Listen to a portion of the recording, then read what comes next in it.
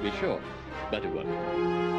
Hi everyone, welcome back to Palpstock. So, today's winner is Battlefront Pro 571.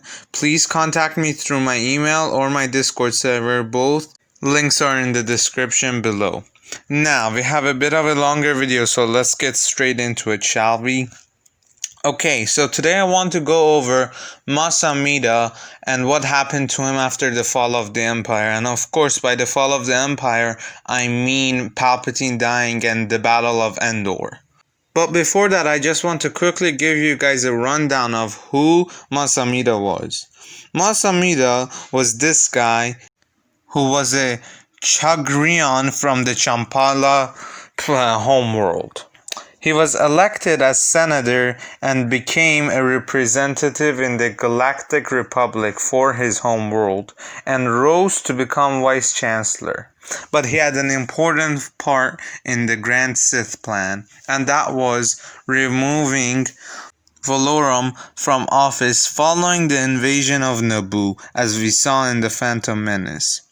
Following Senator Palpatine's election to the chancellorship, Amedda continued to serve as vice chancellor, planning on manipulating the Naboo man for the betterment of the galaxy. Feeding his ideas to the chancellor, Amedda really believed that he had the true power in the Senate, not Palpatine. But later on, Palpatine revealed his true identity, and Amedda was forced to join in and become a puppet of Palpatine's in order to rise to power, destroy the Jedi, and make a new empire. Following the Empire's formation, Amedda became one of the first members of the Imperial Ruling Council. Despite losing his title of Vice Chancellor, Amedda retained a position of power, acting as Palpatine's representative in the Senate. But over time, that position became just symbolic and he had no power because all the power resided with Palpatine as the Emperor. But what happened to him after the Battle of Endor? Well, at the time he was on Coruscant, and all the information that we know is from the Aftermath novels. But we need to know the context of this situation. Amedda is the highest ranking political leader right now, but he has no control because there's a scramble for power as the new republic is getting formed and the empire is falling apart. There are multiple revolts happening around Coruscant, and the Grand Vizier can't do anything about this. So he is forced by Chancellor Rax to be on lockdown in Coruscant for his own safety. But he's done. Amedda can't take this anymore. Palpatine is dead, and he can't do anything about the falling apart empire. He tried taking control for months, but it's not possible. And he's not allowed to leave. So what does he do? Well, he decides to commit suicide and take the easiest way out.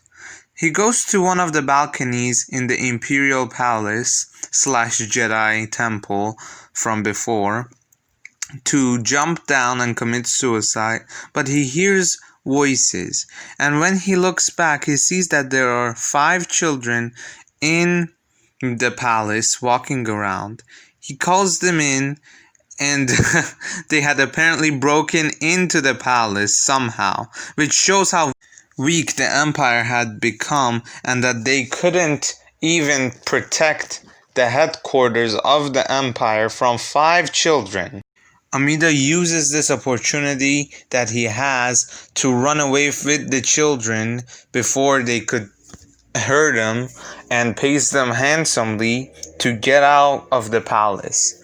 Then he uses a shuttle to fly away and go to the New Republic headquarters, which at the time was Chandrila. So he flies there and decides to talk out a deal with the New Republic to sign treaties to officially end the Empire and make the New Republic the current government of the galaxy.